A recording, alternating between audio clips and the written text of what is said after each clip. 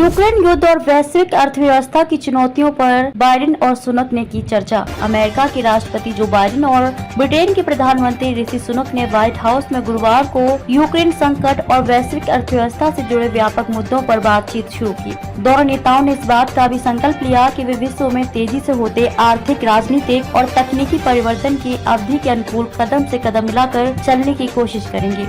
Oval office में दोनों नेताओं ने यूक्रेन युद्ध, चीन, आर्थिक सुरक्षा, कृत्रिम मेधा के बढ़ते क्षेत्र को विनियमित करने पर अंतर्राष्ट्रीय सहयोग और अन्य कई मुद्दों पर चर्चा की। अक्टूबर में सुनक के प्रधानमंत्री बनने के बाद से बाइडेन और सुनक के बीच 4 बार आमने सामने की बैठकें हो चुकी हैं। वॉशिंगटन में होने वाली वार्ता दोनों नेताओं को निरंतर बातचीत का एक और मौका देगी। सुनक ने उन महत्वपूर्ण बातचीत का भी उल्लेख किया है जो उनके पूर्ववर्तियों ने ओवल कार्यालयों में वर्षों से की है और स्वीकार किया कि वे और बाइडेन दोनों अपने स्वयं के कठिन समय का सामना कर रहे हैं। अक्टूबर में ब्रिटेन का प्रधानमंत्री बनने के बाद से सुनक की वॉशिंगटन की यह पहली यात्रा है। सुनक ने कहा कि हमारी अर्थव्यवस्थाएं औद्योगिक क्रांति के बाद शायद सबसे बड़ा परिवर्तन देख रही है, क्योंकि नई प्रौद्योगिकियां अविश्वसनीय अवसर प्रदान करती हैं, बल्कि हमारे विरोधियों को और साधन भी देते हैं। यूक्रेन में 15 महीने से जारी रूसी आक्रमण को लेकर दोनों नेताओं के बीच प्रमुख रूप से बातचीत हुई। अमेरिका और ब्रिटेन इस युद्ध के खिलाफ यूक्रेन के प्रयास में सबसे बड़े दाता हैं और यूक्रेन को F-16 लड़ाकू विमान से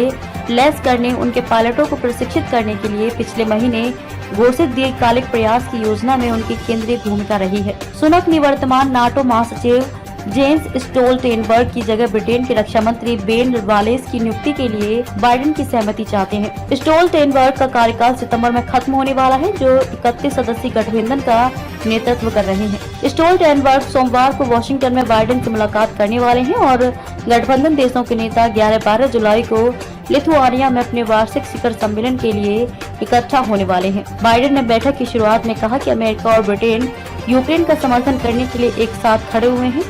सुनक ब्रिटेन को कृत्रिम मेधा AI के क्षेत्र में एक अग्रणी देश बनाने के इच्छुक हैं और उन्होंने घोषणा की कि उनकी सरकार AI सुरक्षा पर एक शिखर सम्मेलन के लिए राजनेताओं, वैज्ञानिकों और तकनीकी अधिकारियों को इकट्ठा करेगी।